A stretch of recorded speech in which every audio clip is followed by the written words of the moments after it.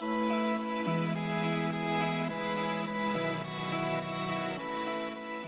I'm Steve Patton with HCM Property Management, here to give you just a quick update on a few of the things happening in the market today.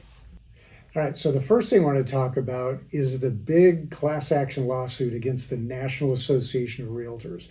Many of you may have read about this, and sometimes some of the articles imply that the issue was the realtors were forcing everybody to pay 6% commission. And that was never really the case. You could always negotiate your 6%.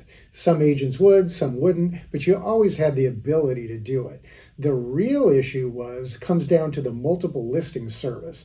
So what happened was the multiple listing service would not allow sellers to list their property on the multiple listing service unless they provided a buyer agent compensation as part of the listing. So in other words, the theory is they force the sellers to pay more to pay for the buyer agent compensation. So a big lawsuit happened, and National Association of Realtors, rather than going to court, settled for it. So they paid like $425 million to settle this. And then most of the big agencies as well, like Berkshire Hathaway and so on like that, also put in settlements. So hundreds and hundreds of millions of dollars to settle this lawsuit and make it go away.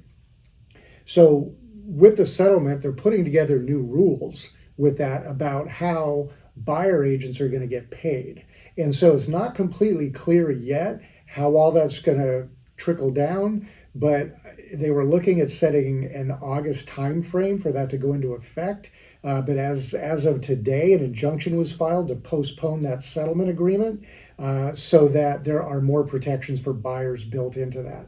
So time will tell how this shakes out, how buyer agents will get paid or not paid, or if you just have to go to the selling agent. So we'll see what happens, but realtors are a scrappy bunch. I think that they do provide a great service for buyers who've never purchased before and someone to represent them in a transaction. So time will tell how it works out, but things always shake out.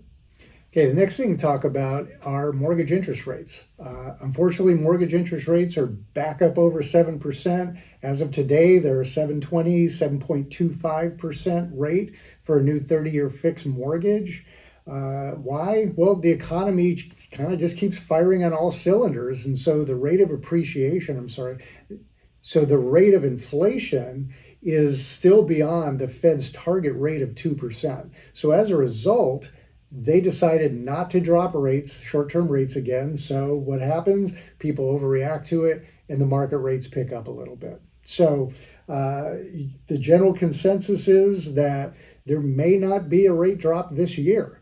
So what does that mean? Well, that may keep some buyers and sellers out of the market because rates are too expensive for them to afford the home. And we hear a lot of people say, well, I'm not going to buy a house until rates settle down or get below 6 or whatever the threshold they've set internally. The problem is when you game that out is that when rates drop back down to 6 or 5, if they ever do, then more buyers are going to come out to try to buy that same property that you're buying, and that in turn is going to drive up the price. So you kind of have to pick your poison, where either you pay a higher rate on the mortgage now, or you pay a higher value of the property later. So a lot of realtors, I know it's their marketing gimmick, but they're like, they say buy the house and date the rate. And there is some logic to that. So you buy the house at whatever the prevailing market rate for that property is today. And then if and when rates drop, then you can refinance into a lower rate. Okay, the next thing we want to talk about is housing inventory. So we have seen a slight increase in the amount of houses that are on the market. Unfortunately, it is still not enough to satisfy the demand for housing. So as a result, they continue to have a housing shortage, which is pushing up the values. So in all of the key markets in Orange County, LA that we're involved in, we saw price increases. Now you go nationwide, there's some submarkets that are starting to see drops in value Florida is a big one. Some of the other markets were big investor markets where people rushed into to buy, investment homes. We're seeing some softening in those markets. But the typical single family rental home markets in Orange and LA counties, we've seen price increases in most of those markets. And until we solve the housing supply demand, I think we're going to continue to see support for those prices. Okay, so the last thing we want to talk about today are rental rates. So we've seen a lot of owners trying to catch up on their lost rental rates that they experienced during COVID. If you remember, you weren't allowed to raise rates, your rental rates during COVID. So now they're trying to really push it up to the maximum that we can. And what we're seeing is a softening of those rental rates. So in essence, what's happening is, you try to push too hard to renew those tenants at a higher rate, and they're leaving. So we've seen a dramatic increase in the amount of tenants not renewing their leases, even for the smallest amount of rent increase. So I would caution you to be conscientious about how much and when you're raising your rental rates, because it's always better to keep that tenant in your property than it is to have a period of vacancy and you're not earning that money. So don't force somebody a $25 or $50 increase